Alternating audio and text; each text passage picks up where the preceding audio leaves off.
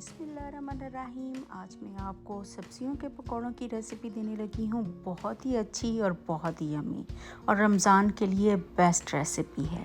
और अगर आपने मेरे चैनल को सब्सक्राइब नहीं किया तो प्लीज़ कर लें। और सबसे पहले मैं आपको इंग्रेडिएंट्स दिखाऊंगी। मैंने 4-5 हरी मिर्चें ली थी और पूरा बंच पालक का लिया था, बेसन था, एक बड़े साइज़ का बैंगन लिया था और 2 आलू लिए थे, एक बड़े साइज़ का प्याज लिया था। और सारी चीज़ों को, सारी सब्जियों को मैंने अच्छी तरह से 2-3 दफ़ा अच्छी तरह से धो लिया था, क्योंकि सब्जियों पे स्प्रे किए होते हैं, इसलिए आपको बहुत अच्छी तरह धोनी चाहिए। धोने के बाद मैंने उनको ऐसे ही शेपलेस काट लिया था। आपको जो भी कोई शेप पसंद हो सब्जियों की, आप वो काट सकते हैं। बहुत ज़्यादा मोटी नहीं होनी चाहिए, क्योंकि फिर वो ऑयल में अच्छी तरह से फ्राई नहीं होंगी। और स्पेशली आलूओं को बस अपने छोटा छोटा चॉप कर लेना है, पालक को भी। और सबसे पहले मैंने क्या किया था, 2 कप बेसन लिया था। बेसन को अच्छी तरह से मैंने उसको छान लिया था और उसके बाद मैंने उसके ऊपर सारी सब्जियां जो चॉप की हुई थी, आलू, बैंगन, प्याज, हरी मिर्चें, धनिया, पुदीना और पालक, सारे को डालने के बाद मैंने सबसे पहले अनारदाना पाउडर डाला था उसके ऊपर 1 टेबलस्पून। और फिर लाल मिर्च मैंने डाली थी 1.5 टीस्पून। उसके बाद मैंने 2 क्यूमिन सीड की डाली थी या ज़ीरे की चम्मच डाले थे। और उसके डालने के बाद एक मैंने धनिया पाउडर डाला था और 1 टीस्पून मैंने क्रश्ड डाली थी चिली। और जो धनिया है साबुत, उसको मैंने हाथ से मसल के डाला था। आई डोंट नो क्या, ये मैंने अपनी दादी से सीखा था। हाथ से मसल के जब भी आप डालें, इसमें पकौड़ों में बहुत फ्लेवर आता है। सारों को इस तरह करके, और मैंने 1.5 टीस्पून नमक डाला था। और डालने के बाद फिर उसको मैंने सारे को मिक्स कर लिया था हाथ से ऐसे ही। और जब अच्छी तरह से मिक्स हो गया, फिर इसको मैं पानी डाल के अच्छी तरह से मिक्स करूँगी।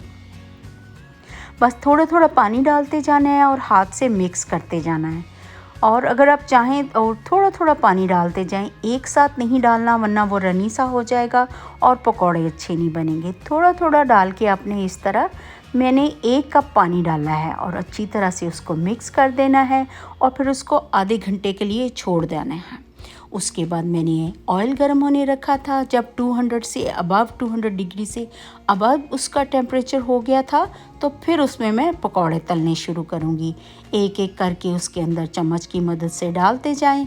अब चाहें तो हाथ भी यूज़ कर सकते हैं, पर मुझे हमेशा हाथ जलने का डर होता है, तो इसलिए मैं स्पून या टोंग यूज़ करती हूँ। और इसी तरह करके सारों को डालते जाएं और ऐसे ही 1 आधा मिनट उसको इसी तरह ही छोड़ना है। और 1 आधे या 2 मिनट के बाद आपने उनको फ्लिप करना है या पलटना है। और जब इस तरह की आप देखें, और साथ साथ थोड़ा थोड़ा हिलाते भी जाना है ताकि वो आपस में जुड़े नहीं।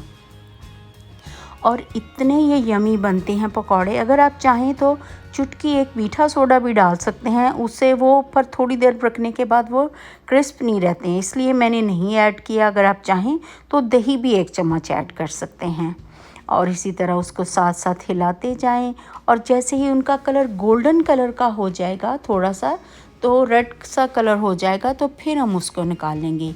लेकिन इनको एक साइड को आपने 3 से 3-3.5 मिनट तक पकाना है। देखें ये अच्छी तरह से तैयार हो गए हैं अब, क्योंकि अगर आप कम पकाएंगे तो अंदर की वेजिटेबल अच्छी तरह से नहीं पकेंगी।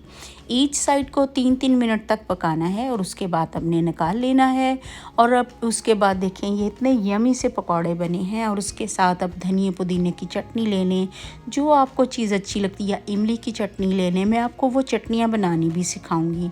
और इसी तरह, और उसके बाद ये इतने यमी बनते हैं, सबको बहुत अच्छे लगते हैं।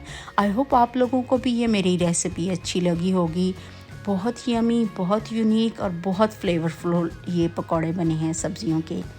और अगर आपने कुछ और सीखना चाहें तो आप प्लीज़ मुझे ज़रूर कमेंट बॉक्स में कमेंट करके बताएं। मैं इंशाल्लाह कोशिश करूंगी कि आपको वो सिखा सकूं। और अगर आपको मेरी ये रेसिपी अच्छी लगी है तो प्लीज़ कमेंट बॉक्स में कमेंट करके बुलाएं। और जब भी खाना बनाएं, दुरूद शरीफ पढ़ के बनाएं। इंशाल्लाह आपके खानों में बहुत जायका आएगा और अल्लाह जी आपके बहुत सारे बिगड़े काम भी बनाएगा। रमज़ान मुबारक गाइस। अल्लाह हाफिज़।